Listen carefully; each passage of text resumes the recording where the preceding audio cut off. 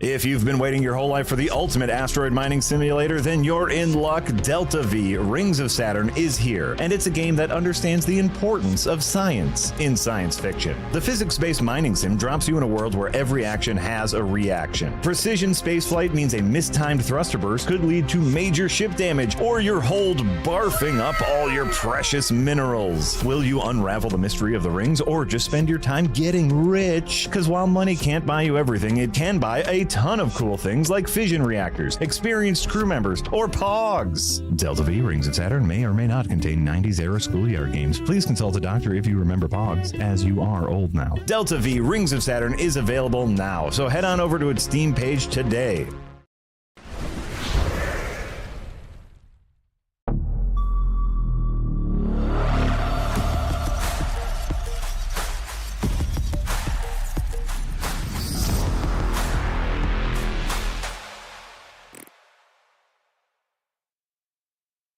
Hello, everyone. Welcome to the Windbreaker podcast. I'm Yahtzee Crowshaw. Frost is up there above me. Oh man, let's try to do this first time. And Marty is over there. Yes. I have my good friend, the fan, next to me. Oh, it's nice to know you still have one. Oh, that was a real Statler and Waldorf goof. And speaking of very clever, witty jokes, this week we're talking about humor in video games, uniquely in video games, in celebration of, 1000 Year Door coming out on Switch, which is one of my favorite funny games. But I also reviewed Cryptmaster recently, which is also a funny game. There you go. There's the relevance for you. Oh, there's different. I experienced 3 different kinds of humor in the last week: in 1000 Year Door, in Shadow of the Erdtree, and in Chained Together. And I feel like those kind of encompass the types of humor we get in games. Interesting. So how would you classify those 3 particular genres of humor? Yeah, let's go, I Darwin. think there's written humor. I think there's mechanical humor. And I think there is communal humor.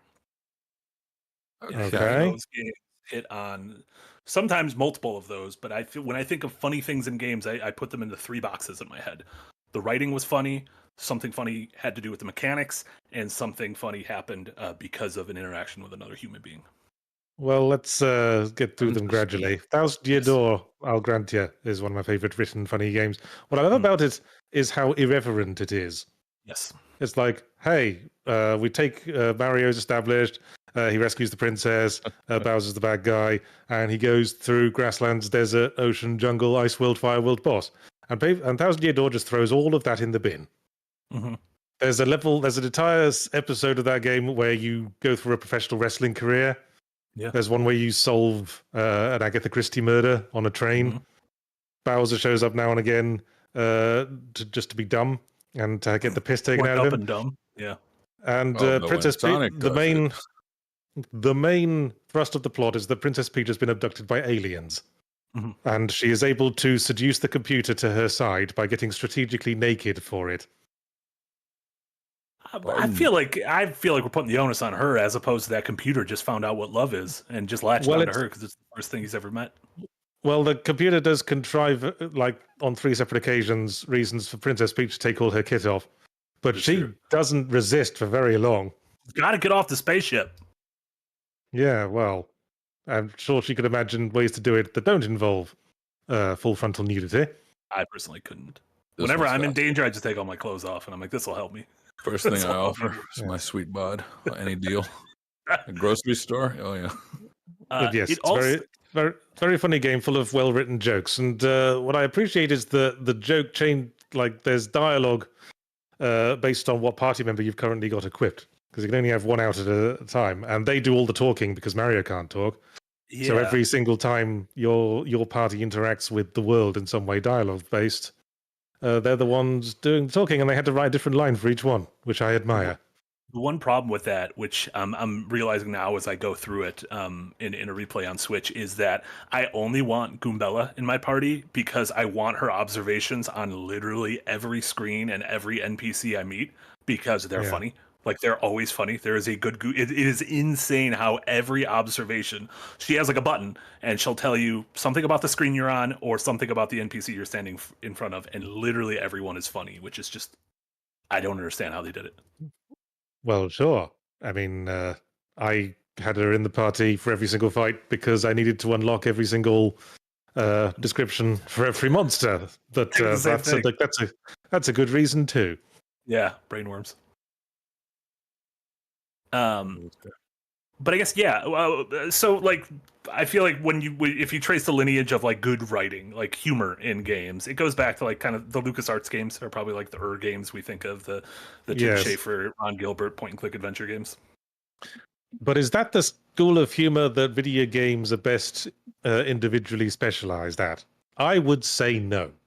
No, because you're hopping to Marty's second point. But before we go into the slapstick of it all, you're a humorist yourself for video games and writing. What's just from a perspective here?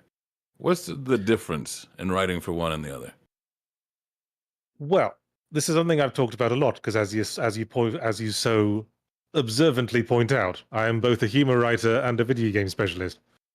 And for me, the big stumbling block for video games is that video games are all based around repetition. Video games always have loops, and humor dies on repetition.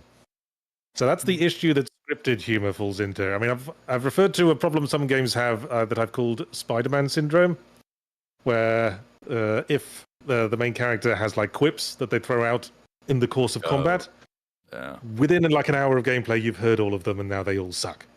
Mm-hmm. And so the humor for written humor only works if you don't repeat the gags. So you need to have like a full-on linear story-based game like Thousand Year Door or something else. Yeah, unless the gag is built upon the repetition, which 99% of the time it's not. Well, like Deadpool. Right. Well, written gags have that problem, but for me, video games are uniquely suited for creating much more organic forms of humor, like slapstick, which could be found in the mechanics of the games. I mean, I've often cited Painkiller as one of my favorite funny games because if you shoot an enemy with the stake gun, all their arms and legs fly off when they get hit by it, and it's got such a satisfying weight to it. I mean, I remember when like the Havoc physics engine and Ragdoll physics came in. That became a like, no matter what game it was, it is funny to see a character do that with their body. Yeah, and I've been on record saying that I think High on Life is a pretty funny game. Not because of the scripted jokes, but because sometimes if you like shoot someone and they explode, your gun just says something like, "Oh fuck yeah!" And that works for me better than that works better for me than a scripted quip because it's like paying off the slapstick joke. It's like underlining it coming from the gun. Yeah, it's also it feels like you were a part of the joke as opposed to I walked up to a character, I clicked the interact button, and the dialogue was funny. That's another part. That's another part of how video games do it uniquely well because the big all-purpose comedic formula is set up then pay off. And when a slapstick thing happens because of something you did, the setup was in your own mind. The setup was I'm going to shoot this guy, and then you shot him and then saw him explode, and that was the payoff. Only video games can use setup and payoff in that way. Using the audience's own intentions and thought processes as the setup for the gag. It can turn you naughty too. I don't know. There's something like in between the two before launching into the slapstick, because the one I had in mind was Enter the Gungeon, who I hold has so much of its favor coming from the gun aesthetic of just like, here's a gun that shoots guns. It's all gun puns over and over and over again, and it plays into that repetition, that cycle. But it's almost like it's more than just that, right? You're inspecting on the joke, and you're like, okay, no, it does shoot guns, and how it fires out has changed how it delivers its mechanics, so to speak. But do you think? Sorry. Yes. I was saying, do you think though? Do you think humor could be written better for games? Either of you here. Well, I don't know if you ever. Do you think that only sticking to the written humor is almost doing a disservice? Well, it Depends on the depends. game. Yeah. I mean, which is this podcast could just be renamed. It depends. Well, written humor can work, as we said, because of Paper Mario. Yep. But the other thing is, playing to video games' strengths, I suppose. Because anything can do like written gags. Written gags can work in any medium, but it's the unique strengths of video games that I'd like to see explored. Right. Marty, you were implying that Shadow of the Erdtree has some degree of mechanical humor. Yeah, I mean, I would say FromSoft in general, whether it's on purpose or not, and I do genuinely think it's on purpose. They have kind of mastered timing-based humor, like expectations and defying expectations. Going back to Dark Souls with walking up to that first chunky mushroom boy and having him knock your lights out the first time you get eaten by a mimic. And I think part of it is that you are so tense playing those games the first time. Everything is so mean in this world, and you are so close to death, and death means losing your precious souls or runes or whatever, that when these things happen, when the Guardianate gets back up, it is like you can't help but laugh. It is like a moment of catharsis to where you get that humor, you get it out of your body because you're so tense, and you're like, well, fuck. Like, what am I going to do now? Like, what can I do right now but laugh? I can't really get mad at it. There's a sociological argument that the whole reason, like the root of humor in human beings, is paying off relief in a cathartic way. Mm-hmm. Like humor first came about as a thing because a primitive ape man like heard a sound behind them and thought, "Oh shit, it's a tiger!" And then looked around and it was just a cat, and then they just laughed because, "Oh, it's not a tiger. I'm not about to die." Mm-hmm. That, some have argued, is the origin of humor in the human condition. Mm-hmm. They just probably made fun of him for misspeaking. Try to say it's a tiger, ended up saying it's a biker, and they've always referred to him as the called biker. Him as guy. Biker the rest of his life. Yeah, for the rest of us, like, what's that sound? I don't know. It might be a biker.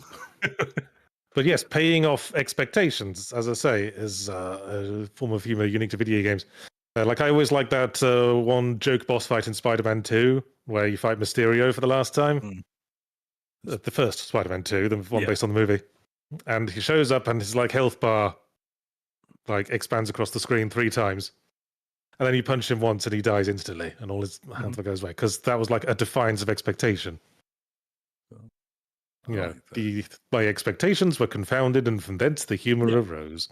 Yeah, you were conditioned to assume this was going to be a lengthy, drawn-out boss fight. When you think of Mysterio, you're thinking of what kind of mechanics can be brought into here, and it defies those expectations by ending immediately, which is something that one of the Arkham games did, right? Like Arkham Origins, was it Deathstroke or someone that you just punch and you just end the fight there, and you're like, oh, I thought this was going to be like a much faster. It's almost like an interactive equivalent of the Raiders of the Lost Ark thing, where the guy has the sword and he's swinging it all around, and Harrison Ford just pulls out the gun. Shoots him because he got diarrhea. The other unique form of humor that video games can do, which always seems to work really well, is when they call out the player for the player's intentions. Yeah, the mind games. Because Cryptmaster does this a lot. This is a lot of the humor that comes through for me, is that Cryptmaster has put a lot of effort into anticipating things you're going to type. Like, if you just type the word fuck, then the Cryptmaster will have a little lecture for you. Or you just type random words. Type random words, and the Cryptmaster says, "Why did you say such and such word?" And it amazed me how many different words he'd recorded just for that moment. Yeah, that's something you see in like small details in immersive sims of like, oh, the game took into account that I might do this, or in even like paying off your curiosity in an open world game of being like, I'm going to try to get up here, and then you get up there and there's something there. And I think that exact same thing can happen for humor. Like the fact that the game is rewarding you for your curiosity or your experimentation is that's something I love across the board, no matter the genre. Yeah, it's Stanley Parable does that very well. Fuck around and find out, you know? Yeah. Stanley Parable is calling out the player of the game. Like, I love that one gag where if you look at the achievements list, one of them is click on the door for Office 471. And if you go and do that, the narrator goes, "Oh, you're not just doing this for the achievement, are you?" No. That's great. That That works feels both like ways. you and the creator are in on like a little inside joke. What do you mean it's works both ways for us? Because if you hadn't looked at the achievements and he brings it up and you're like, well, I wasn't, but now I might, Oh yeah. Yeah. Well, So that's one of the ways. Yeah. Like calling out hit your shot. So that's calling out the player, taking them by surprise. That's a fun way of doing humor. That's why we like irreverent and subversive, don't we? Yeah. But because video games, as I say, are all about repetition, I think you can do some interesting things with organic humor that as you say, is sort of involves participation of both the player and the game. And that's one of the things I was trying to do in Starstruck Vagabond, which is my recent game that has a comedic bent. And what I was trying to do was to create organic conversations when you take your crew to the bar in that game. So what happens when you go to the bar and buy a drinky session? The gameplay purpose is that it just ups your relationship level with everyone on your crew. But your crew members have a little conversation where one of them says something that's a reference to something that's happened in the plot. There's like a list of possibilities. And then another crewmate says a random response, which is either stating agreement, stating disagreement, dismissing the other character, or trying to change the subject. And it just randomly picks which one to say. And the intention was that a lot of times that would just be a fairly nonsensical response, but every now and again, something would happen that would make sense. Mm-hmm. Like a character brings up something that everyone's uncomfortable about, and then another character goes, "Oh, shut the fuck up, snake tits," or whatever it is. So that was my intention there, in my quest to explore the boundaries of video game humor. So that makes it does when that scenario does pop up, that like what you were going for is that the player sees that as a oh look, the game understands the scenario I'm in and understands all of these factors and is responding accordingly. Yeah, and secretly it's all completely random. Lol. Yeah. Holy I think players of video games are very good at sort of creating their own meaning when that sort of thing happens. Mm-hmm. This is human nature, right? Yeah, God, exactly. God is watching. Reminded me of Heartbound, made by Pirate Software. He's got this super, super crazy flowchart for everything that he's going to do, to the point where you can talk to a character, right? If let's say you're not wearing a jacket, you could talk to a character, save the game, or go put on a jacket, come back immediately. And the character is like, "What happened? What do you mean?" It's like, you just weren't wearing a jacket and now you are wearing one. It references the fact that you, as the player, have manipulated the game state. But in her mind, it's like, well, how the hell did you just out of nowhere get a jacket? So yeah, that's hard to do, though. How do you anticipate every option? Well, I was listening to an interview by Al Lowe, the creator of the Leisure Suit Larry games. Apparently, when he was making the very first Leisure Suit Larry game, he made an initial build and he ran it by some test audiences. And then he kept track of every command they tried to enter in every situation, because it's like a text parser based adventure game. Yeah. And then he'd done his best to sort of create a comedic response to the most common attempts. One thing he observed is that a lot of players would just type masturbate or something along those lines. Of course, because that was the nature of that game. So he had a special response, which apparently he'd forgotten about when he took the game to a pitch meeting. Because apparently they wanted him to pitch a TV show or something. So he ran it by some Hollywood executives and asked them to suggest things to type while he was playing it. And one of them said, "Masturbate." Of course, Hollywood executives being what they are. So he typed it and the response was, "Larry, the whole point of this escapade was to stop doing that." And it brought the house down. He was ready for you. Yeah, it's the old time to penis, isn't it? If you give players a way to write or make a penis, they will. It's inevitable. Time to penis. TTP. Yeah, it's an actual thing there. Yeah, there's some of that humor can be tough in games though, because if humor, so much of it is just based on timing and the punchline, and if the player is in control of the camera or the character, then especially for visual gags, you need to either rip that away from them or risk the player looking away and missing something. And that's not just in comedy. That's in horror. I played through the entirety of Still Wakes the Deep a couple days ago, and I completely missed the first showing of the monster because I that's the first time you find a locker to hide in. And I was like, ooh, what's going on in here? And I hid in the locker and just completely missed seeing the monster. And so it's like, the game could have had a cutscene where it takes you away from it and you see the monster and you're like, oh, okay, this is what I'm up against.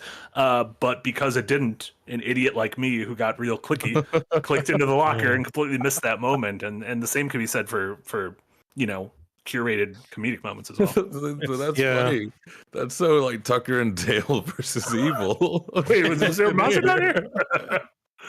It's surprising how often comedy and horror run into the same issues in video games.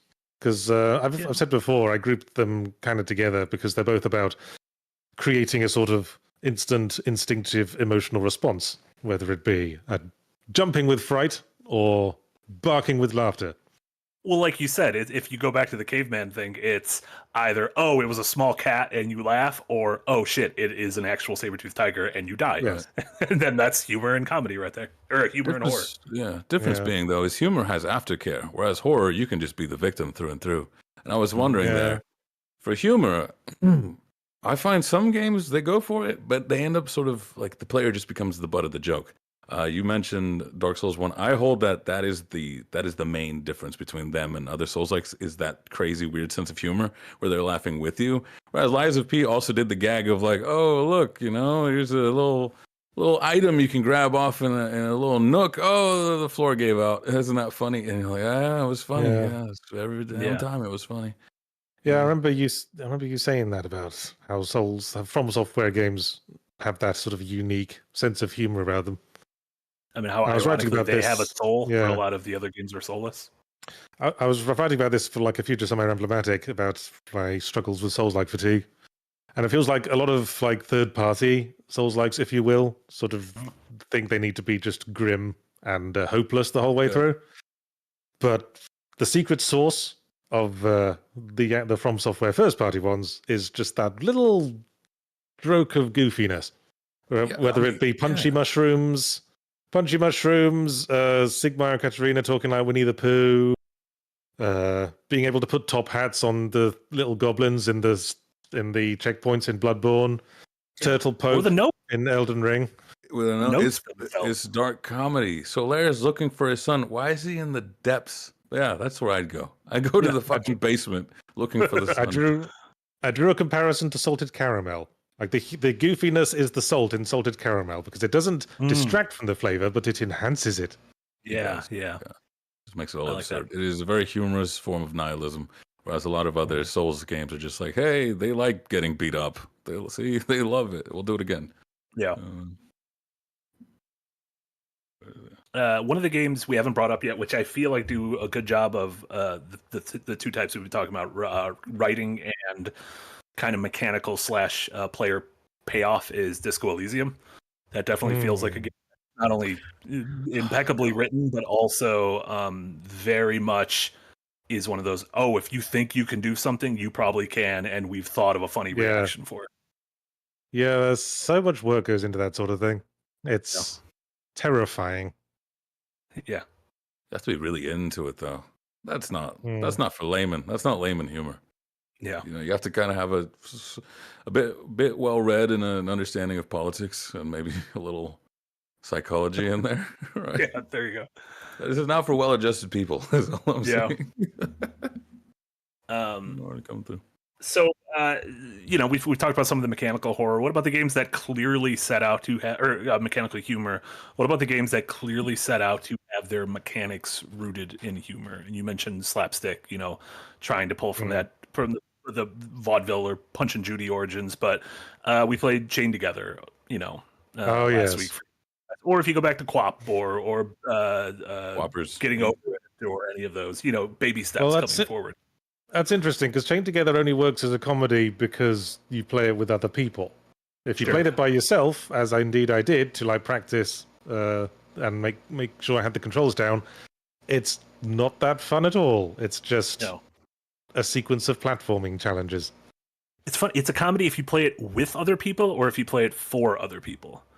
Because I feel like that's the same. There's that Australian comedian who's been doing a long play of Grand Theft Auto 4 where all the traffic is turned up to like 1 million, and he's just trying to get across the street to start a mission, and he's just immediate, like the cars are rockets, and the second he's hit, he gets killed. And I feel like if you're doing that by yourself for yourself, you feel sadistic. Whereas if you're doing it for an audience, you are like, you know what I mean? If you're just sitting there playing Chain Together with no one around, like that feels weird to me. Whereas if you're playing it either with someone else or for someone else, I see where the humor comes from. You get the bar all to yourself, you know? Yeah, I guess so. But the bartender's not even there. That's fine. I'll pour it myself.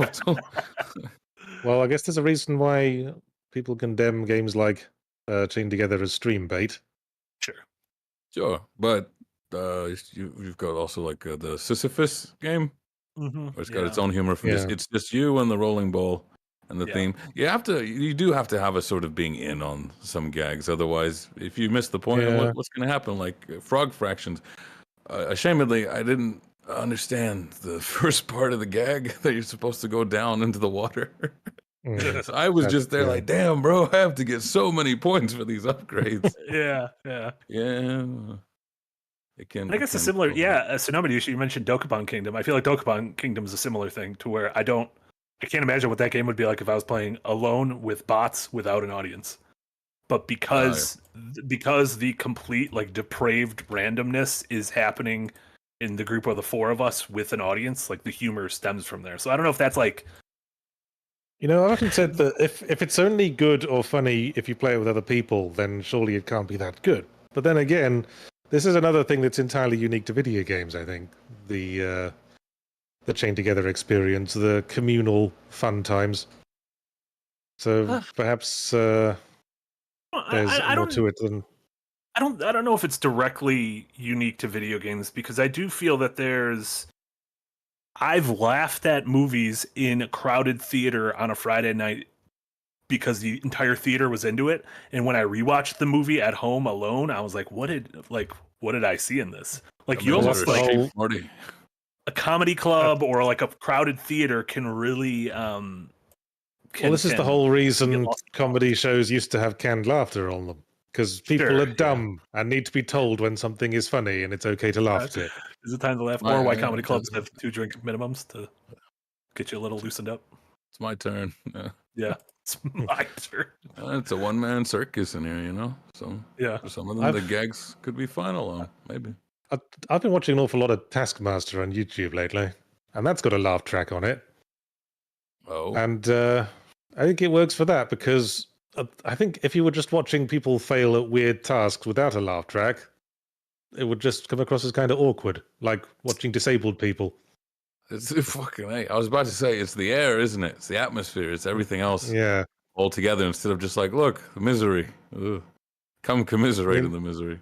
There's a sense of cringe that comes about if you hear someone tell a joke and nobody laughs. You just see like a little dust devil. I just repeat it louder. Yeah. I say it. See, that's what I'm talking about when I talk about the guns going fuck yeah when you blow someone up. That's like the equivalent of the canned laughter, the canned applause in the sitcom. Yeah. That's the aftercare that Frost.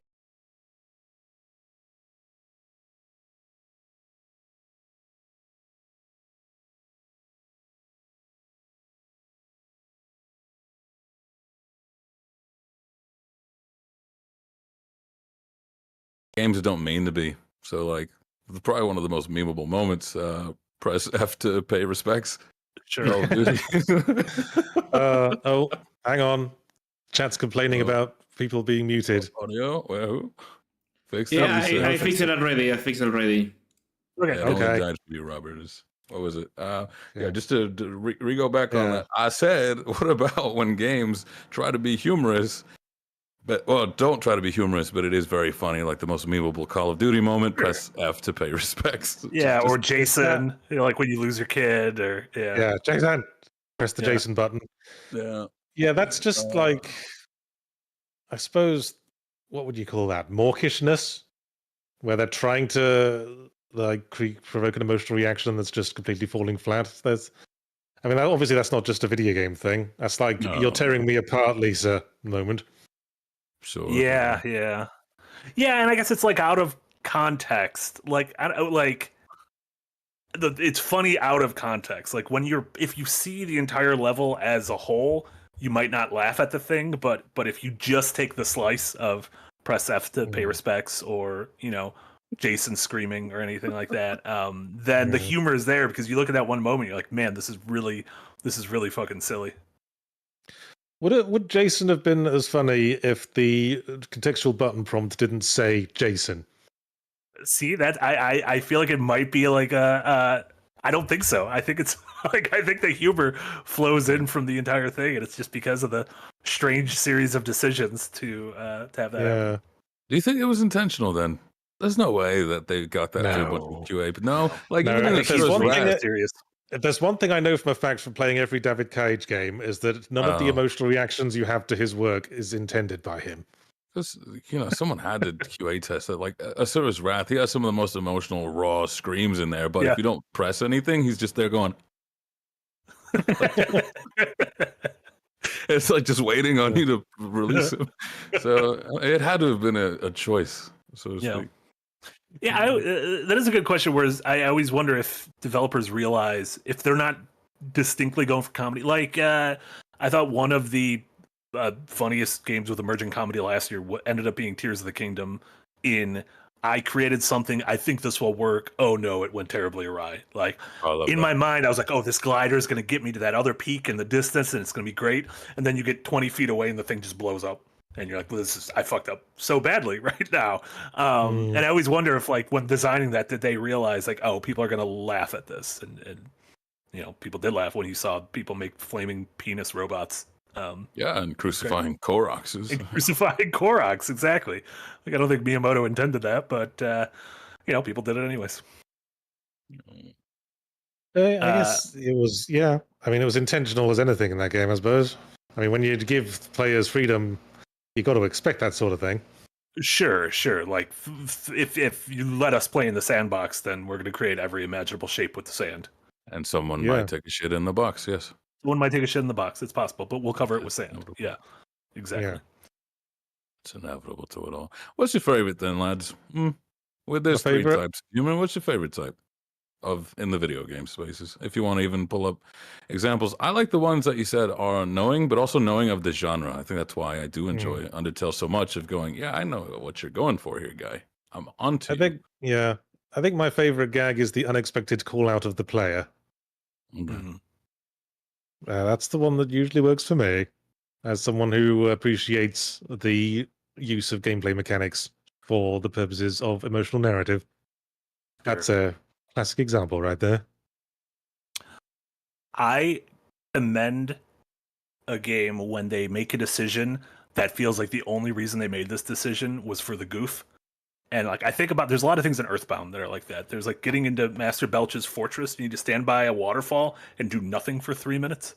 Yeah, that's the password. Do nothing. And the password is literally doing nothing for 3 minutes. And you just sit there, and after 3 minutes, like, all right, you can come in. And then you enter the dungeon. And it's like, there is no, like, it is, you go through this range of like frustration because like, how could you do that? And then you immediately are like, all right, that was actually pretty funny. Like, the joke was on me, but it was a pretty good joke. So I'm totally fine with that.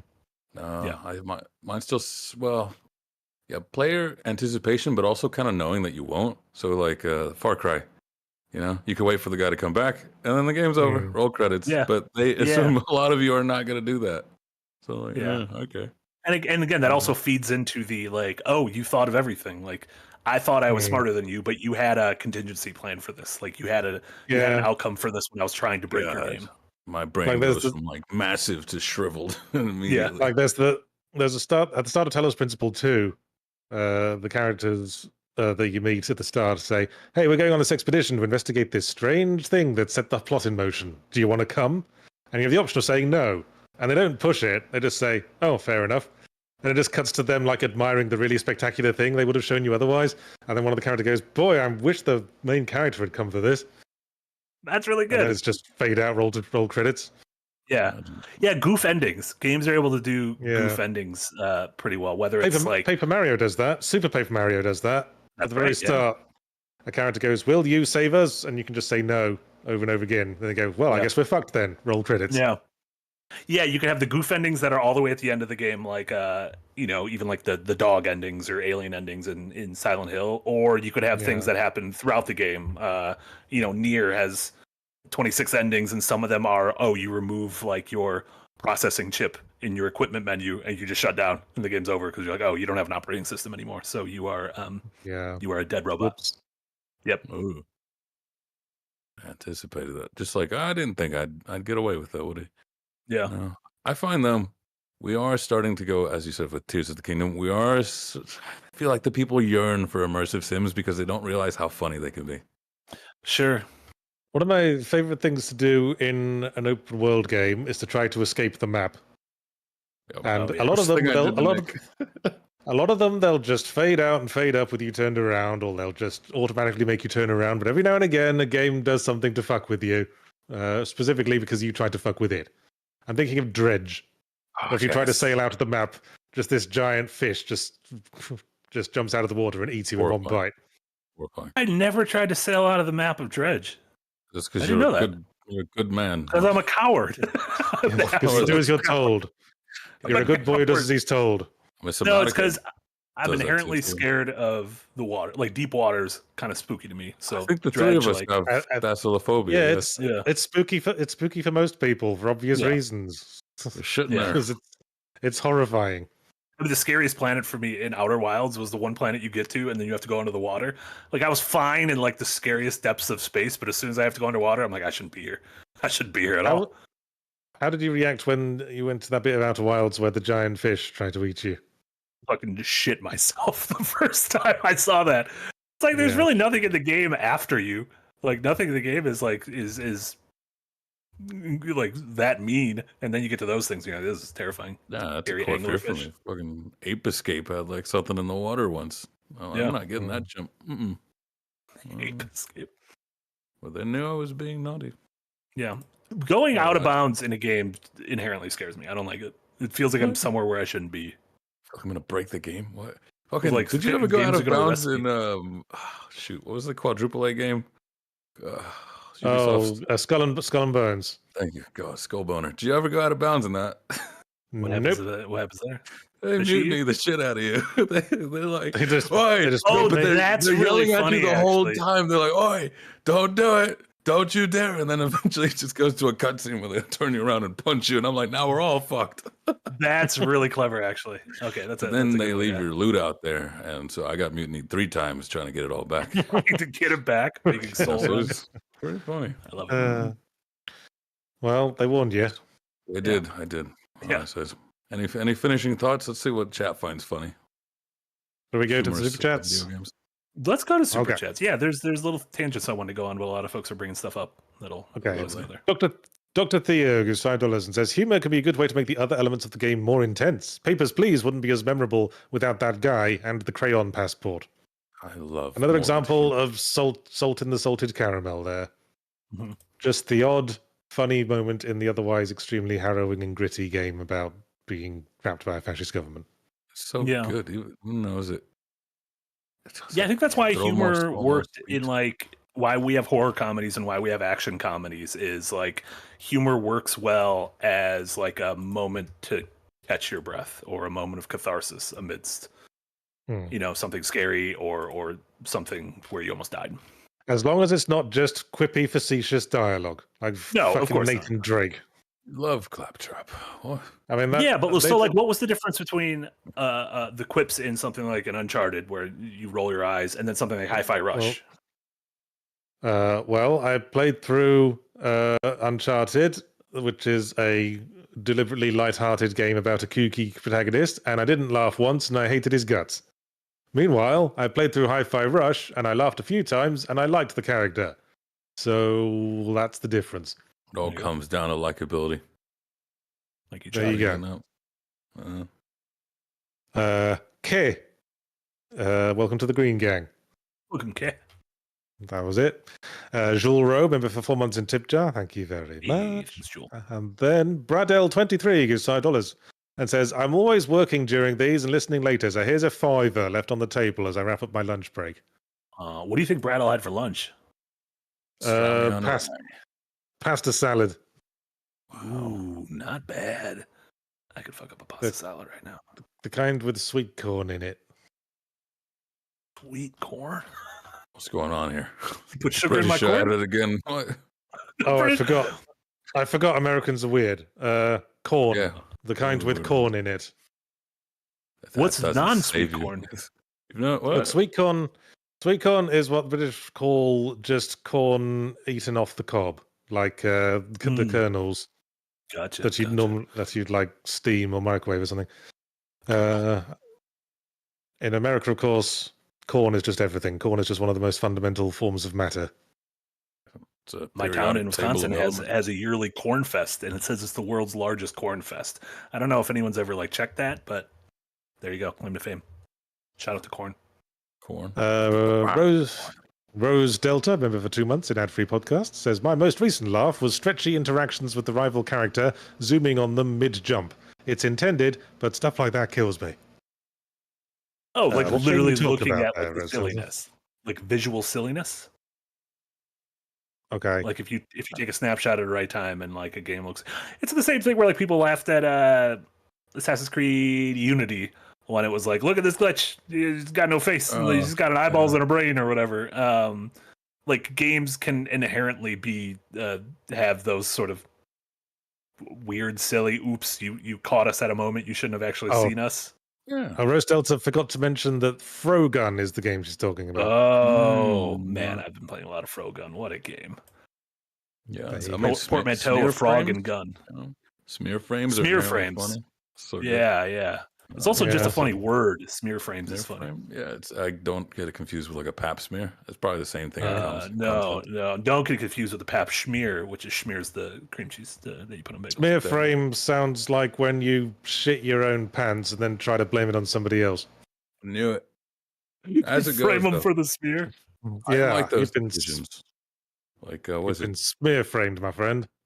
Elden Ring still to this day, ragdoll's bodies.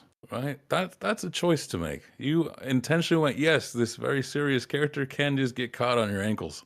Mm-hmm. And I'm like, I like it. Yeah. They booked their head, the Dunkelheit, gives €5 and says, I've developed the strangely specific habit of listening to this podcast while playing Starstruck and eating extremely spicy ramen. Also, good joke. Got a little bulldog on you, eh? Yeah. Specifically this podcast, specifically Starstruck Vagabond, and specifically spicy ramen. I guess we all have our comfort zones. Is there any piece of art that you associate with a specific food because you were consuming it? Well, like a game, a movie, a TV show, a song? Oh, I generally was thinking an art piece. I was like, yeah, it's just a nice stromboli while I went by. The Mona Lisa, you ate a calzone. Really go for a brat. Food. I don't know. I guess most of the films and stuff that I like, I've rewatched or replayed. Sure. And if I don't eat the same food at the same time, then I don't make the association. Yeah. Yeah, it'd be weird if you were like, I need to eat spicy ramen every time I play Elden Ring. And it's like, that is a 90-hour game. Well, how much ramen are you going to be eating? Well, I can't really eat food while playing a game because I'm using both my hands. Sure. It's a visual novel, maybe a rice cake, but yeah. I could rig up mushroom soup into a foam dome, but I can't be bothered. God.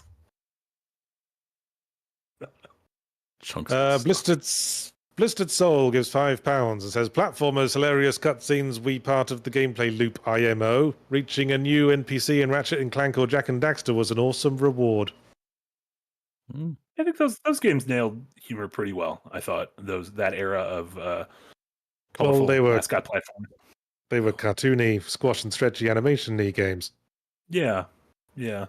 And I feel like the writing was pretty charming in Sly, in Ratchet, and in Jak. Without, I guess I haven't revisited them in a while, but without leaning into sort of the quippy frustrations we have with modern blockbusters. Sly, Ratchet, and Jak. It's cool that you feel like you're on first name terms with them all. Yeah. Yeah, Go my little bowling and colorful platformer boys. I've occasionally listened to like superhero comics fans, and they refer to the characters as Clark and Bruce and Peter, like they're friends or something. That is insane. Mr. Kent, Mr. Yeah. Banner. Please, Mr. Kent was my father's name. Pa Kent. R.I.P. Fox D gives $10 and says, one reason I love the humor in my time at Sandrock, even on multiple playthroughs, is that it's not quippy. It's the characters and their voice actors delivering well-crafted humor for their overall personality.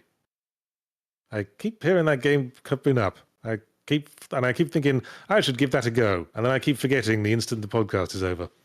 Because it seems like a 3D, just a cozy life sim kind of thing. Yeah, I assume it's a sequel to my time at Porsche, which I have played, and which is just a cozy life sim thing.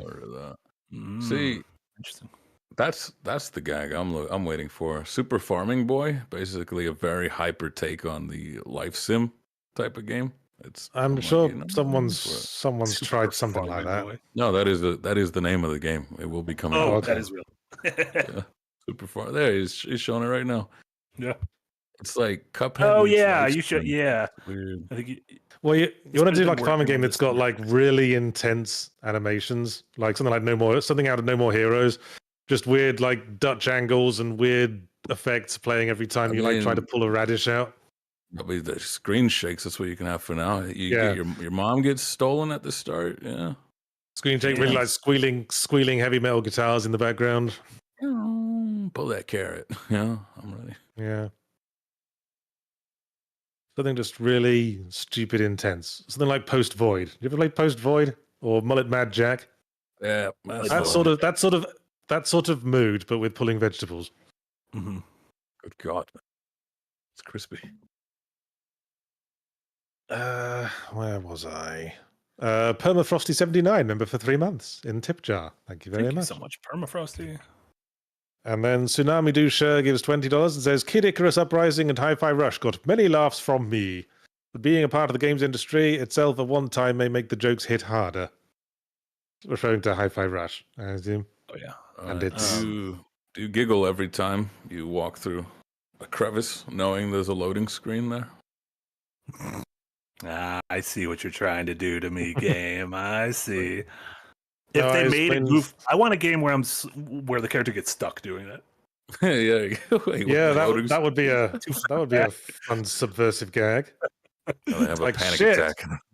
What? Why did I have to do so much exercise to make my pecs so thick and manly? And now I can't get through this very narrow gap.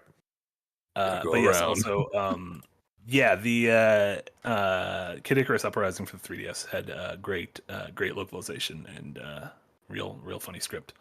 A lot of those, I mean, we mentioned Paper Mario. Like every Mario RPG game is funny. Those are just consistently funny. Even the ones that like mechanically don't work for me, like Origami King, was that the name of the one from a few years ago? Like the battle system is totally whatever in that, outside of boss battles, but the writing is still funny across the board. The scenarios are still funny. So you know what? I didn't think so. The latter Paper Marios from like Super Paper Mario onwards, I thought the humor was somewhat lost. Man, I agree with you until Origami King, and Origami King has a million problems. Specifically, its battle system, which is not great, but I thought it was goofy. Good goofs. It didn't. Also made me sad when the bomb died. R.I.P. to the bomb. It didn't win me over. Spicy.bp gives $10 and says, Rick the door technician from Star Wars and the exploration voice lines in God of War Ragnarok will always make me laugh. Then there's the character side-eye to the camera. Is the God of War, are you talking about like the stories that, what's his name tells? Like the little head? Mimir. I'm like, what's his name? It's not George Carlin. I just like his Scottish accent. Yeah. There's something I find very pleasing about Scottish accents. That's probably why I played Still Wakes the Deep for this week's review. Ooh, tantalizing. That game, the performances in that game were hachi-machi. They were good. Very authentic sounding, yes. Mm-hmm. It was weird that everyone had the same pinup girls in their rooms, though. I was like, yo. Well, it's an isolated oil rig. They probably all just color photocopied from the same magazine. Sure. 70s. Pornography was less abundant. Yeah. Jules Rowe gives €5 and says, "For me, most comedic moments in games just get some air out of me nose. Mostly, I can sort of predict the joke in advance. Sadly, aside from Stanley's pee. Well, lardy fucking da, Jules Rowe. That's kind of Sorry. That is kind of the point, though. If you can't see it coming, you're not gonna laugh. Well, no. Sorry that you've seen it all before, Oh, Jules Rowe. You don't get it. That is your real name. What was the fucking? I forgot the thing. Queens Who Boulevard. was it? The clown that went to the therapist says, "I'm depressed," and you should go see this Pagliacci? clown. Pagliacci. That's the one. Yeah. Pagliacci. My roast ruined. My roast ruined. It's spelt Pagliacci, but I'm pretty sure it's pronounced Pagliacci. You know what? If you're gonna throw a G in your name, I'm gonna. It's actually Pagliaccio because it's Italian clown, and in Spanish it's payaso. Well, the joke was delivered by Rorschach in Watchmen, so I assume the pronunciation has been Americanized to a certain extent. You don't think Rorschach spent a lot of time in Italy? I don't think so. No. It's a very famous opera. Ridi pagliaccio. That's it. It's a clown opera. Joker fully do come to theaters this fall. He didn't know it from the opera. He only knew the joke. Classic Rorschach. Oh, Rorschach. Yes. Yeah, Old Rorschach. Rorschach from Watchmen. Walter Do you think Frost? Do you think so? The Bear, when it's up for award season, it's always in the comedy category, and that's mostly because it's 30 minutes, and traditionally 30-minute shows considered a comedy, while a 60-minute show is considered a drama, and B, a producer can say what they want a show to be. So if they say it's a comedy, they're like, oh, all right, we're putting it in the comedy categories. Do you consider it a comedy? Yes. If you consider the first two comedies, this one though, I think they took that personally, and they're like, we're a drama now. Yeah. Except when John Cena appears. Yeah, that was so a little goofy. Yeah. See, Breaking Bad is a weird example. See, such a funny one.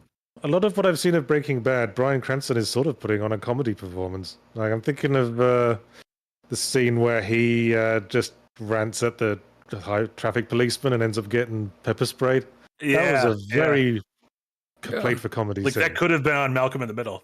I mean, some of the most lauded dramas of the past 15 years, I think, are also some of the funniest shows on TV, from Mad Men to Succession to Breaking Bad, parts of Game of Thrones even.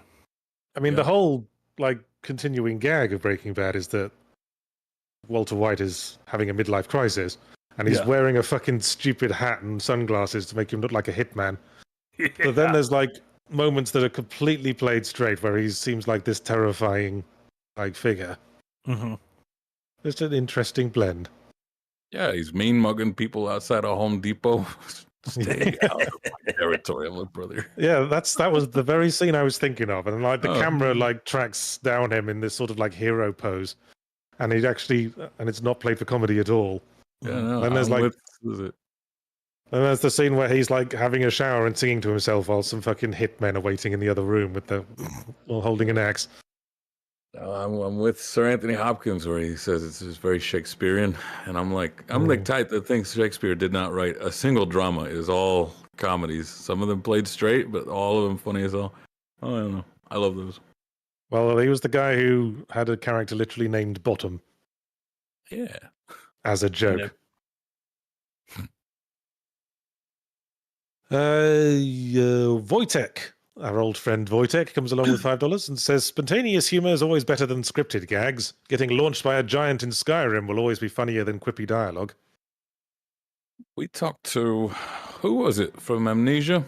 Remember that, Marty? Oh, yeah, that's right. Yeah. He was saying that that is one big advantage to the social aspect of games nowadays, is that they can sort of control the organic humor. Outlast, not Amnesia. Outlast, sorry. Yeah, that's the one.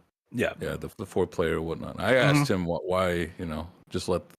What was it? I asked him if he was afraid of his job, because apparently the players make the horror, they make the humor now. What do you do? Yeah, he enjoyed that. No, we've seen that even recently with again, one of the other funny games we played for Yahtzee tries earlier this year was Lethal Company. Lethal Company, whatever that one. And that's I think that game is definitely more designed to be a comedy. I mean, the especially with the voice proximity chat. But again, that game is, I guess, as funny as the people you're playing with. Yeah, emergence. I think that like survival crafters are so popular for that very reason. Anything that allows emergent behavior, sandbox games, Minecraft probably still the biggest game right now. And why I think a lot of games, whether they like it or not, are trending towards immersive sim elements. Of just, so much can come from this. It's goofy antics. Gotta have your memeable moments. Yeah. And we've established what happens if you just try to be quippy, like in Forspoken. Everyone hates you. You get memed for all the wrong reasons. Yeah. The meme giveth, the meme taketh. They got memes hard. Like at the trailer, they did. Just Existing 45 gives $5 Canadian and says, I just have ZP, this podcast, and the Galaxy for Food audiobooks on repeat. That makes all my games fun. Feels like gaming with friends. Oh, how sad. Holy parasocial Batman. Yes. Well, do you put like a little party hat on the monitor when it's your birthday? You should. That's fun. Aw. I don't know if that's sad or cute. I'm going to go with cute. It's festive. Yeah. It's cute and sad at the same time. Like a small child crying because no one showed up to their birthday party. Sure. Or a three-legged dog. Yes. Yeah. Who can make it on their own. Yeah. Vacta gives $5 and says, Vampire the Masquerade, the character Jack calls you out for using cheat codes. That made me laugh out loud in a very real sense. A lot of games kind of do that, right? Like I guess that also verges on a game that shames you for difficulty, right? Like oh, you're playing on baby pussy mode, and then your character's got a little ninny bottle or whatever. Maybe balance better. And I do almost miss the cheat code days where you could have your cake and eat it. Have your serious game, and now you've got a big head. Now it's moon mode. All right. His mention of Jack in his game is reminding me that I started playing Stranger of Paradise Final Fantasy Origin for the first time. That was the Team Ninja sort of hack and slash Souls-like one. And obviously that game became famous for the whole like gotta kill chaos thing, dude just being obsessed with chaos. And I will say the timing in some of those cutscenes of a villain giving like an operatic speech and then him just jumping and punching him in the face, it will never not be funny to me. It's very funny. What a dumb meathead. Yeah. Dale Mallows gives $2 and says, Second Wind playing Chained Together was so funny. Yes, I feel like the edited Yahtzee Tries video coming out on Sunday will be a fun one this week. Gophers and gophers. People enjoy when we grief each other. You go on vacation, you miss it, Frost. The lesson I was is there never for the Lethal Company one. We all died doing mine together. Mine! That was a little Gimli. Lord of the Rings. Tolkien. Okay. Dale Mellows gives another $2 and says, hang on, got a sheet, but not really. And then Dale Mellows comes back again with another $2 and says, am I allowed to say cunt on here? $2 you can. Dale, is everything all right? What's going on? Is everything all right at home? He's crowning. Are we boring you, Dale Mellows? He's crowning? He always takes a shit during this time, but not today. Like there's something going on. Crowning is for a baby. You can't call crowning for shit. He said, I got a sheet, but not really, so it's not. No, that's called gopher holing. Gopher holing? Gopher. Like a little gopher popping his head out of the hole. He's gopher in there. Moving on.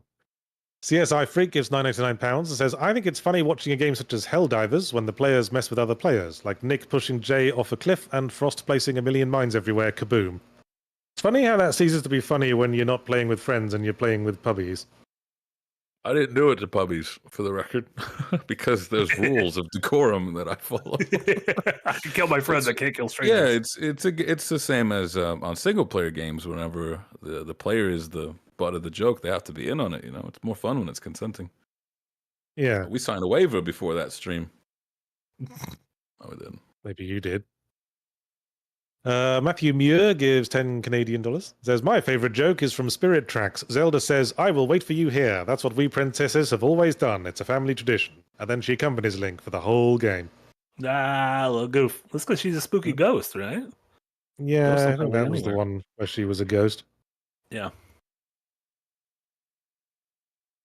Yeah, that's always like the next game in continuity when Zelda games have continuity that ends up having some actual fun with it.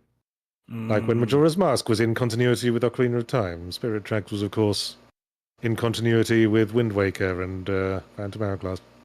That's where all the excess potential goes, no? Surely they're like, oh, this would be fun. It's like, yeah, but we're not going to make the deadline if we do it now. Save it for the next one. Hunter Roge gives $5. Says, speaking of goof endings, I'm reminded of the goof ending in Shadow Complex, where you can just drive off and leave the game behind. What? I like that. See, I like when games say do anything, that's what I want. See, I like that in that game, but for some reason I didn't like it in Far Cry 6. Because I didn't like it because it felt like taking the boat and getting the fuck out of there was the sensible thing to do. So I did that first and got the goofy ending. Then it felt like having to go back so I could actually play the game felt like the game asking me to invent my own reason for why my character is doing this, rather than actually characterizing them itself. They also already used that joke, right? Like, yeah, they did it in like every Far Cry. Don't do it again. They did it in every Far Cry after Far Cry 4. It was like when Modern Warfare 4 won headlines with the shocking nuke moment that shocked players. They had to have a moment that shocked players in every Modern Warfare game that followed. Yeah, now we have to kill civilians in an airport. Yeah. That was my issue with No Place for Bravery. Was the sensible thing to do is to let go of your desire for revenge, and it gives you multiple options to do so at different courses in the game, and each one immediately ends to like he resolved it, he got over it, and now here's the credits. But if you go through the entire thing, it is just this sadistic, you are definitely punishing your own character. You get to the end and it's just like, you're a horrible person, why would you go this far? And I'm like, what do you mean? Okay. Vanessa Magic gives $10 and says, on the subject of funny limericks, I actually found Yahtzee's time capsule in Subnautica. There once was a man from the sky who crashed here and didn't know why it started. Yes, if you'll give me a moment, I'll try and remember what the rest of it was. Glad somebody found it. I put a little bit of work in.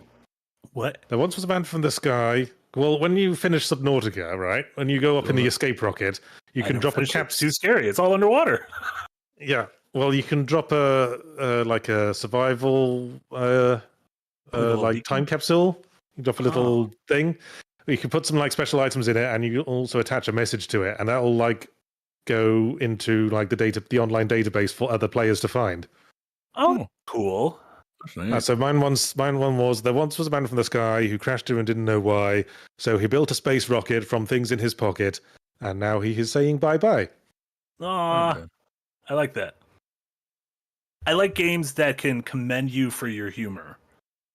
Like, is there like a thumbs up? Is there like a way to know that people like that? Like, can you see how many people did every phrase? No, because even like in Souls, messages in Souls have a good goof. I'll give a thumbs up. Like I talked about the ladder thing where the snake ahead and then it was the long ladder. Like that was when I slid back down and I was like, you got a good goof. Hopefully you're in a boss battle right now. Well, they just gave you enough.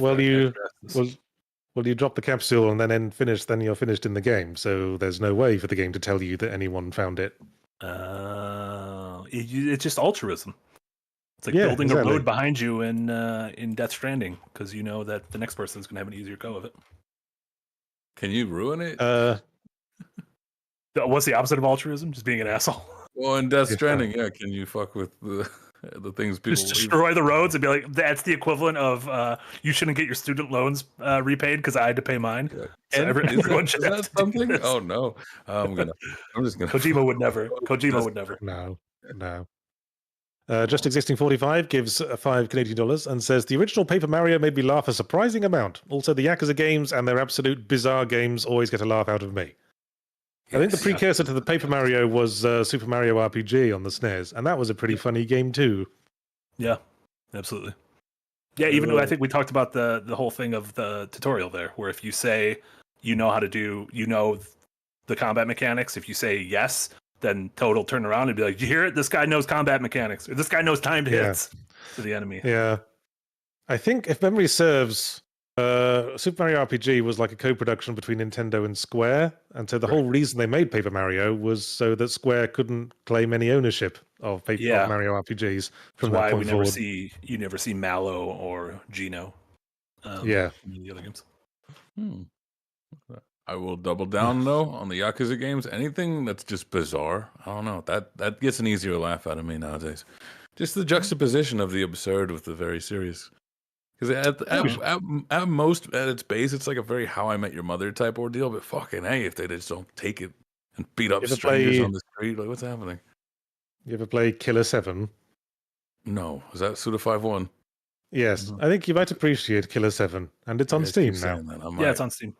Is it like Beautiful Joe? No, it's like a really stylish on rails shooter. And it really it explains its mechanics really, really badly. But if you can get past the first area, then just like watch a Let's Play or something to figure it out. It is fully unique. There is like nothing else like it in a really good way. I like this. Alrighty. Doran Grossman Naples gives $5 and says there's an amazing bit in Hades 2 where a character calls you out for giving people nectar just to see what will happen rather than to be nice. Maybe it's for the achievements. Like I'm doing this for the reward. I'm not doing this out of the kindness of my own heart. Well, quite. I mean, that's why you always do things in video games, to see if something happens. Not Death Stranding, altruism.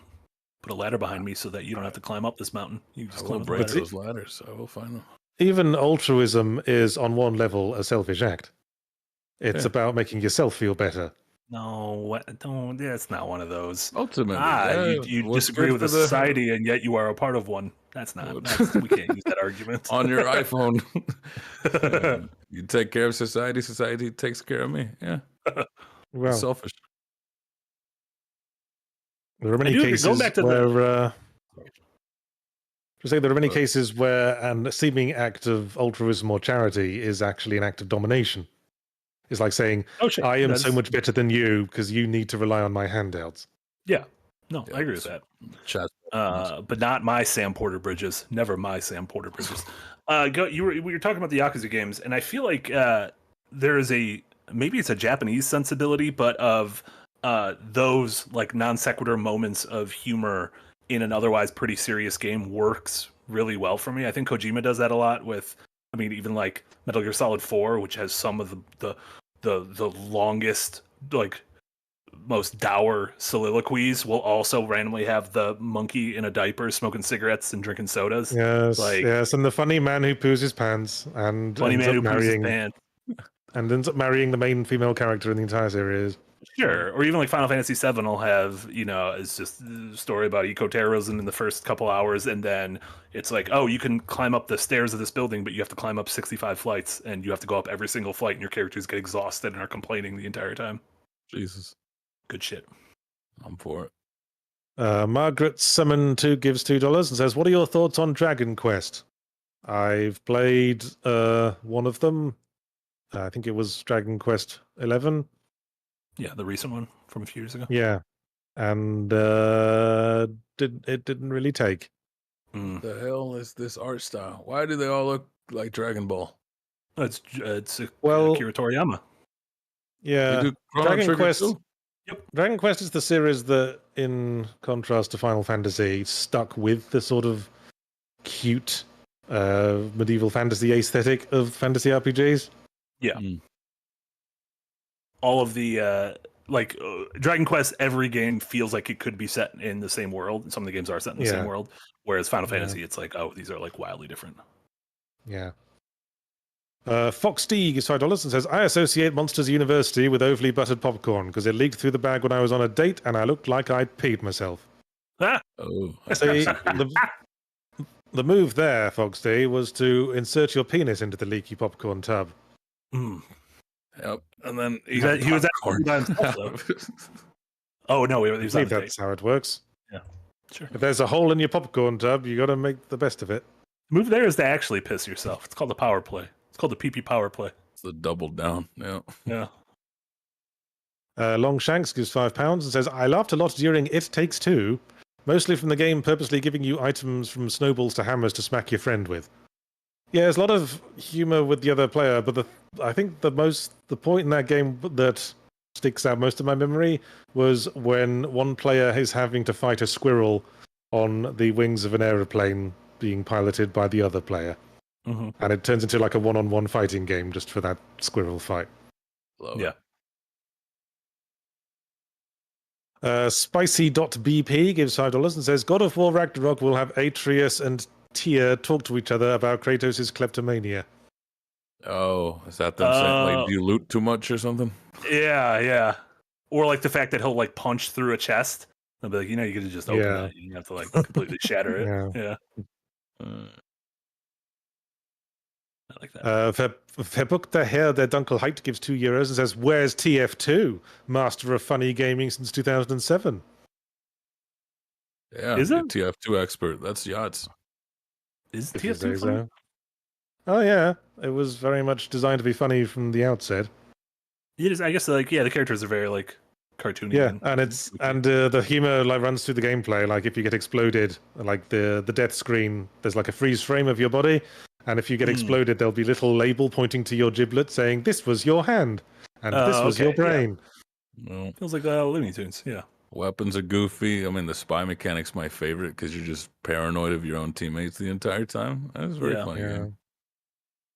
Yeah, very overtly. Blistered Soul gives £2 and says, dark humor, dev notes in the code of rushed games. Well, that's a pretty deep cut. I've never looked. What does that mean? To. What? You ever looked at like dev notes humor? No, I literally don't even know what that means. Well, us programmers like me, Marty. No truth programmers. No true program. It's considered a good form to like leave notes in your code, like just leave a little explanation for what your code does with a little symbol so that it doesn't get passed by the parser. It's just there for whoever's reading the code to look at. Okay. And some coders get disgruntled and they put little messages. Like it used to be a thing back in the days of disk swapping on the Amiga that coders would include little messages saying, hey, here's another free thing for you motherfuckers. Okay, so that's almost like the original, like how the like Easter egg in Adventure was like. Yeah, sort of. Little goof there. Yeah. But you'd only ever find it if you hacked into the game and read the actual code. Mm-hmm. No, I do not understand coding, and I'm fine with never understanding it. All right, you ever like put up a little drywall? Imagine drawing like a penis there that someone's gonna find eventually when they remodel or go through it. Yeah, that's all it is. We'll call that Zodiac Killer sense of humor. Just a little goof. Put a little goof, just for a treat. Anyway, moving on. Race Carlock gives $5 and says, speaking of slapstick, the GTA 4 swing set glitch deserves a mention. I'm not familiar with that one. Are we looking at it right now, or is this just GTA 4? So it just launches you off or something? Yeah, I assume it's one of those things where it like builds. Oh, like you ride on a swing set and you just get tossed. Yeah, I mean that's again talking about ragdoll physics. I feel like Grand Theft Auto was like. Yeah, I think it was in the original Crackdown where there was a repeatable physics bug you could create by reversing two ramp trucks into each other. Like the physics engine just didn't know what the fuck to do. They just go flying into the air. I just sent you off. Grand Theft Auto, then Saints Row. There's a whole genre. Satirical games, right? Probably my favorite's by The Looker. The cathartic, the cathartic crime sandbox, where the humor is in the way the police come if you commit crimes. Mm-hmm. Partly.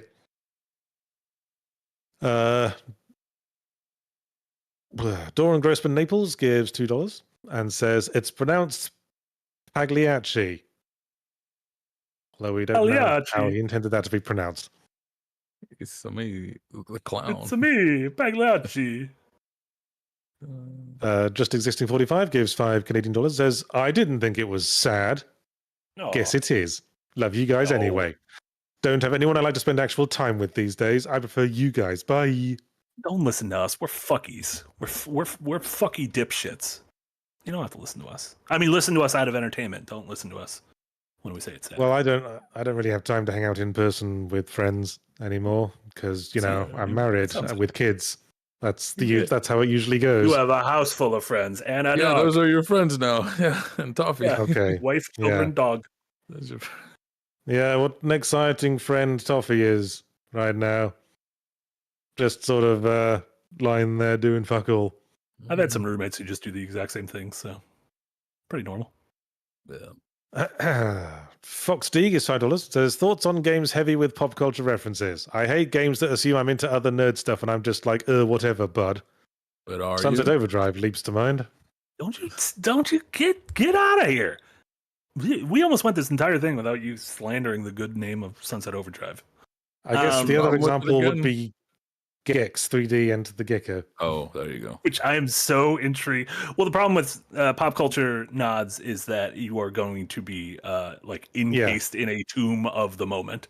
And once that moment is passed, if those things do not age well, then it's going to be really dumb. That's why I'm very curious how they're remastering the Gex games. I'm like, how is this?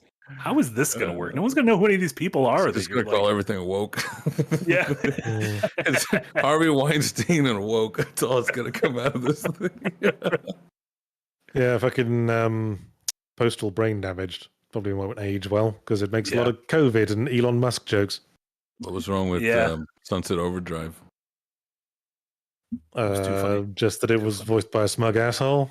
And he didn't play. What did I tell you? Play as the female. Yes, character. you keep saying. You keep saying. I think it can work. The thing is, the pop culture reference has to be humorous in itself. So, like, Yellow Taxi goes vroom. Even without knowing, like, a lot of that's still pretty humorous in its own right. A lot of that's in delivery, though. Yeah. God, I am so excited for Gex. Look at this smug little motherfucker. Look at him.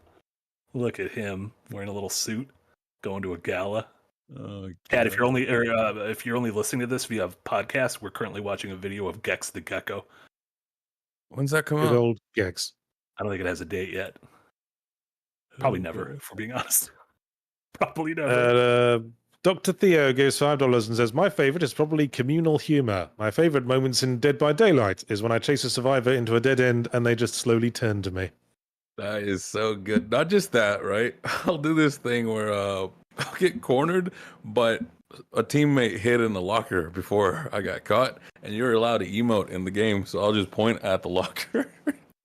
And that one of two things happens. Sometimes they will take the person I just snitched on, or I'll do it and there's no one there, and then I'm gone, knowing that they're going to sandbag me the next time. That's great. Like fucking Prisoner's Dilemma. Baby Legs O'Houlihan gives $5 Canadian and says, gentlemen, thanks for the content. Could you all do me a favor and say, damn, I'm looking good in your best Duke voice? Keep up the good work, guys. Okay. Damn, I'm looking good. That was really good. That's good. I don't know his cadence. Damn, I'm looking good. Yeah. No, Yahtzee's was better.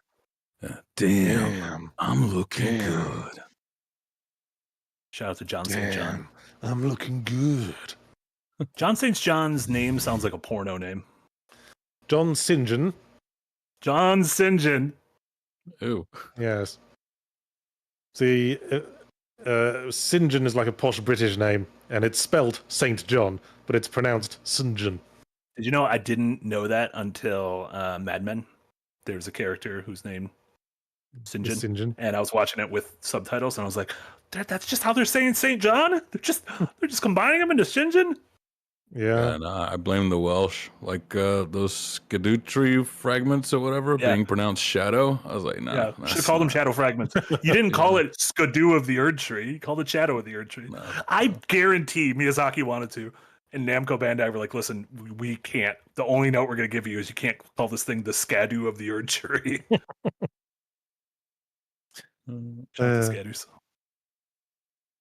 Chris LaHaye gives $5 and says, I do not get why people are afraid of Subnautica. Being underwater is so relaxing. I think the problem is not so much the water, Chris LaHaye, as the giant toothy tentacled monsters that come and eat you while you're under the water, Chris LaHaye.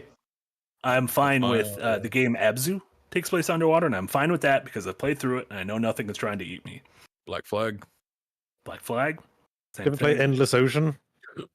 Yeah. Very cozy Wii game where you just swim into the sea. Mario 64, the first time you go underwater and there's a mean eel. I don't like it. This eel's trying to get me. No, there's some creepy things in there. Sunless seas, dredge. We said, like, as soon as I know there's something in there, I don't want to be there. Yeah. Tsunami Dusha gives $10 and says, got a laugh in Splatoon 3 recently. I saw 2 player avatars in the hub area hanging out. One saying, press Y if you love Jesus, and the other saying, press Y if you love murder. The case for Christ continues. Pretty good.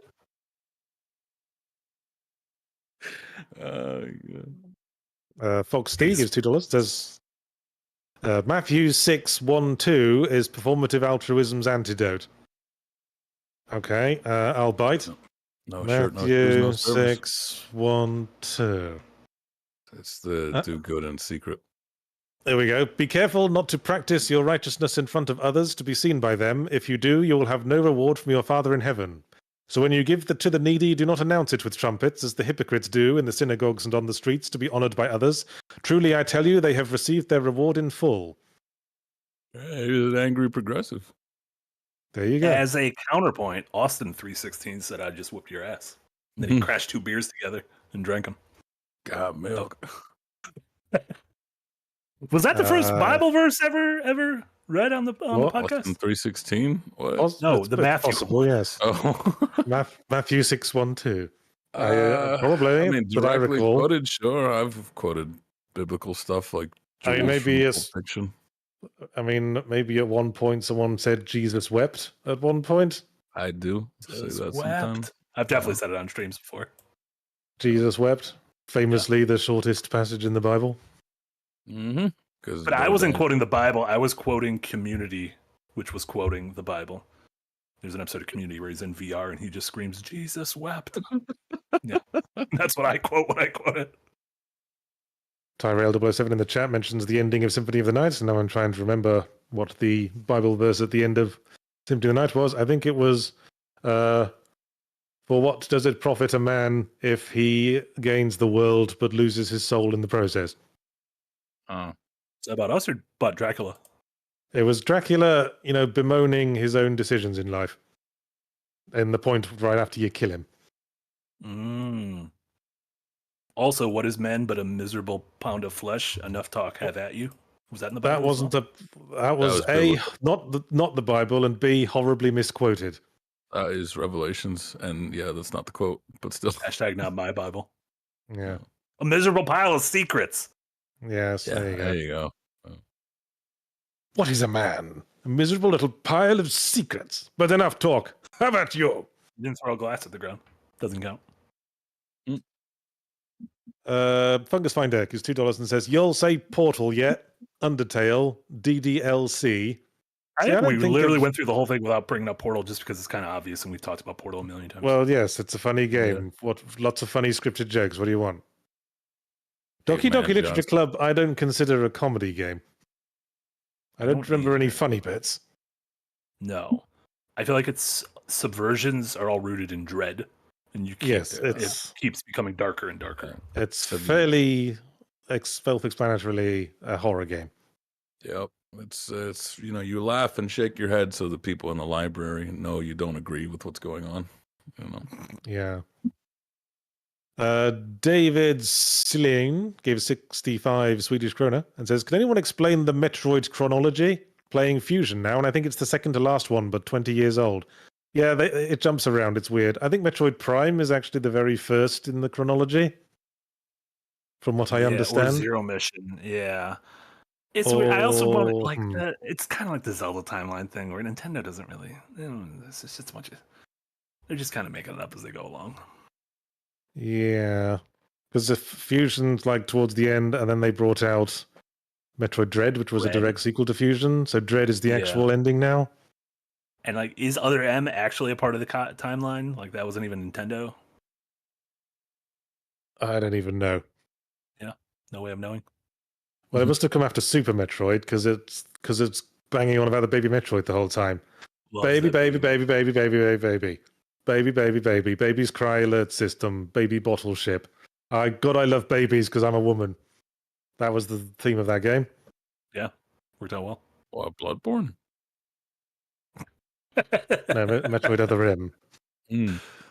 Also Bloodborne. See, because if you've noticed the title, Metroid Other M, and you move the M to the front of the word other, do you see what you find? Yes. Metheother. The Meother. That's like The Metheother. that's like how you do themes in a fictional work if you're still in high school. Mm-hmm. But they're That's my like favorite. You get to the end and you're like, oh my God, guys are so sick. I mean, that is a game that's just nudging you in the ribs the whole way through, saying, have you figured out the theme yet? Yeah, pretty clever of me to weave this theme into things. I know how themes work. But anyway. Like Just Existing 45 gives $2 Canadian. And says, Watch Dogs Legion, the AI, funny. I know the guy who wrote that. Yes, that was a very funny character, and I think whoever they got to punch up the dialogue should be given more money. Was royalties it you? for them? Do you get royalties? Then, You can't tell us. Don't tell us. You get arrested. I assume I can say no. That you didn't write it, or you didn't get royalties? I do not get royalties. I got a flat fee, and I didn't even put my name in the credits. I know, I checked. Did you get a copy of the game? No, Nothing? Wow. I got a copy of the game when I bought a graphics card. not a sausage. Anyway. Let's not burn bridges. Talk to Theo gives $5 and says, reference humor typically sucks. Oh, wait, hang on, I missed one. Just Existing 45 gives another $2 Canadian and says, St. John Convo, deja vu of past podcast, lol, identical. We've 100% talked about it before. We've done a lot of these. I was getting deja vu a second ago. I'm pretty sure we did this fucking category, this probably. What topic before. I think it was just me and you though. Now with Frost, let's just go back to our old site, something else's. We got Frost's opinion now. We could, but we did that like not but 2 podcasts ago. So we're talking about the Duke Nukem voice, and Yahtzee can't help himself. And I immediately said John St. John because I know his name, and then you said Shinjin, and I probably brought up Mad Men. And when we die, this thing will be able to roll on just fine. Like there's enough. Like we just say the same shit. We bring up the same games over and over. I'll bring up fucking Persona. Yahtzee will bring up his fucking Amiga. Frost will talk about fucking Rogue. We'll be fine. We'll be fine. Where was I? Yes, Dr. Theo gives $5. Says, reference humor typically sucks, but the ones that work on me are the super subtle ones. A week later, and I have that big, oh my god moment. Me too. Still finding out about the other M, Just a week later. Whoa. Yeah. You're gonna be tossing a turd out of bed tonight thinking about that other M. Mother, why did you say that? Fox D gives $2 and says, not bad for an apostate, eh? Was that how you say that word? An apostate? I always said apostate. An apostate, or however you say it, is someone who has deliberately left their religion or political party. Well, just because you left it don't mean you suddenly forget,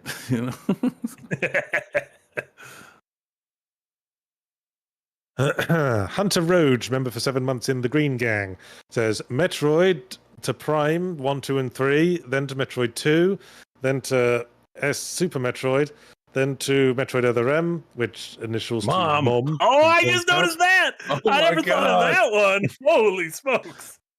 And then it's Metroid Fusion, and then it's Metroid Dread. That's the chronology. Bruh, I got to start abbreviating things more. Oh my god. We got to make a dad. Dad. Yeah. Detroit, another D. Debate and discussion. Dead and Daylight. Dead and Daylight. Dead at Daylight. There you go. Beautiful. Hjorth87 gives 20 Danish kroner and says, madness on Newgrounds had me laugh from absurdity. Wow, Newgrounds. Oh, look at this game. Oh, this looks so violent. This reminds me of, what's the Binding of Isaac? This seems like a little Binding of Isaac humor. A little gross flash humor. Yeah. That was just Flash back then. That was just Flash. I feel like I missed the Flash era. Apparently, just gross out Flash humor would have been quite tautological. Yeah, I was too young. I don't know what my excuse was. Kissing too many girls. Smoking too many heaters. I kissed my first girl at a school disco. Oh, do you remember the song that was playing? Were She you eating gave spicy me ramen? Fucking A. She gave me her phone number and I never called it because I was scared. Oh, I was like 12. truly the one that got away. What if What it's the a fuck cop? was I? What the fuck was I would have fucking done as a 12-year-old? We would have like. For those who don't know, though, calling back then was not as easy as calling now. You would have had to like go out into the street, put in a quarter, talk to her dad. You know, hey, is she there? Yeah, what would you guys have like? Where would you have gone on a date to see like Jurassic Park or Different something? thing. Couldn't just send a text and get left on red.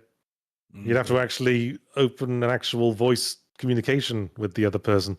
You know, you had to. I was so much braver as a child than I am now. 21. Talking to someone's parents. Yeah. Fox Steeg is $5. Says, here's a $5 to bring up American Truck Simulator, my time at Sandrock, and Super Mega Baseball 3 in the Windbreaker Afterlife. That's the second time I've seen the word $5 being given by an American person giving American dollars. I assumed $5 was British slang for a £5 note. $5 is a British slang. A I guess a lot $5. of Britishisms have come over here, right? A $5. Thanks a lot, Guy Ritchie. Here, he owed me a tenner. Exactly. Yeah, there's just some words where we're like, why don't we use them? $5s, $10s. No. Yeah. In Still Wakes the Deep, they keep referring to the police as the polis. And I want to start calling the police the polis. I wanted them to call them the Rozzers. That would confuse people. That's the British slang for the police you never hear in like referenced in outside media. That is obscure. Yeah, I've not heard that either. Did you notice how big the pieces of toast were in Still Wakes the Deep? You really paid a lot more attention to Still Wakes the Deep than I did, apparently. Go in the opening like 5 minutes, you can go to the mess hall and everyone's eating, and they're eating like breakfast, and there's eggs and there's beans, and they have the biggest fucking pieces of toast, and it is like insane how big they are. Fucking oil drillers need their hearty breakfast.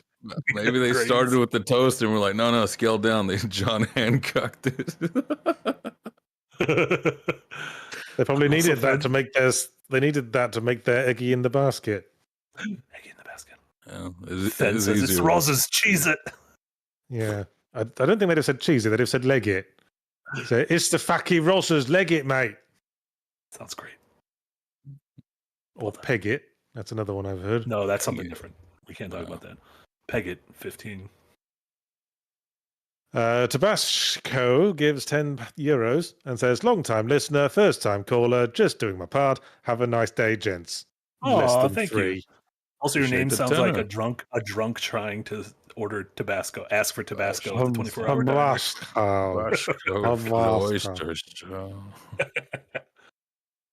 We did it. Right. Well, that's the end. That's the end of super chats. Oh, hold the phone.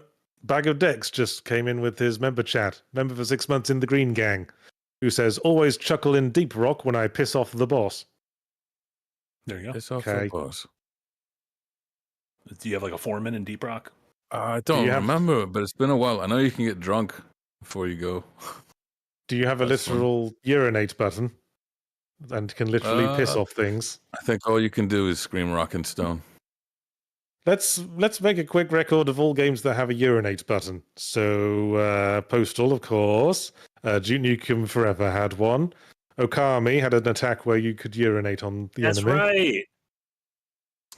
Games that feature urination. Death Stranding.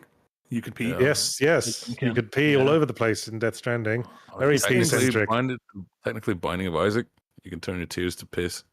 And it actually does come out your wee-wee. Incredible. Yeah. Okay. That should have been for trivia night. Camden Ninja gives $5 and says, by the way, in other M, Yahtzee, you were indeed right about who the traitor was. Wasn't revealed in-game, but in an appendix of a Japanese strategy guide. Yeah, that was another of the many dumb things in other M. Like, they established that there's a traitor in the unit, and they really play up the traitor, and you have a boss fight against them, and it strategically conceals their face. And the game just never says who it was. That's terrible. Why would you do that? Was it your mom? No, it was just one of the random dudes. Oh, well. Knowing me, I wouldn't recognize him. Very Lex Luthor. I don't know who this is. Right. Well, again, that's the end of Super Chats. So thanks for listening to the Windbreakers podcast. Let's wrap this up quickly before any more come in.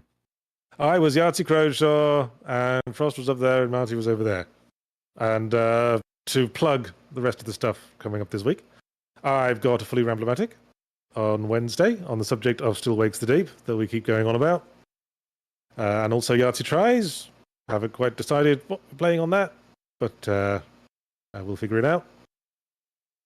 I think that's pretty much it from me this week, except that there'll be the Yahtzee Tries edited video on Sunday. That doesn't really count because Jesse Schwab works on that. And Adventurous Night. Why does it not count because Jesse works at it? His work Well, is valid. it doesn't really count as my thing. It feels more like Jesse's thing. You put in 4 hours of work? Yeah. Oh, yeah, well, fair enough. More than 4 hours. You write up a little script. It's a joint thing, but all the editing together the clips, that's just like the main draw of that series, that's all Jesse. Agreed. So that's it for me. What are you guys up to? Let's see here. Well, as for Cold Take, new one came up talking about a $500 cosmetic. What a time we live in. Lovely, lovely stuff. And then tomorrow, Better with Friends. Marty, what else we got going on? Hidden Gems, normal time tonight. Jesse, Casey, and Jess will be playing Nightmares of DK. And let me tell you, its thumbnail is very dumb. So I'm very excited to see what the hell is up with this game. And then our big thing tomorrow is going to be the premiere of The Rewind, our new entertainment podcast, our bi-weekly entertainment podcast. Premieres tomorrow at noon Central, so the same time as this show, but on Tuesdays. And the first episode will be myself, Darren Mooney, and Jack Packard, just catching up and talking about the various movies and TV we've seen this year, as well as Darren regaling us with stories of him going to the Cannes Film Festival. So there you go. Hey, that's interesting. Why, when you said entertainment podcast, did I instantly intuit that meant entertainment other than video games? I think just the only reason, that's a good question, but the only reason I do it is, at least for my entire career, I've been at sites that cover both video games and movies and TV. And instead of saying our movies and TV and anime podcasts, I just refer to them as entertainment. But it is strange because games are absolutely entertainment as well. So You'd think so, yeah. But for some reason, I instantly knew that video games were accepted from that umbrella term. Yeah.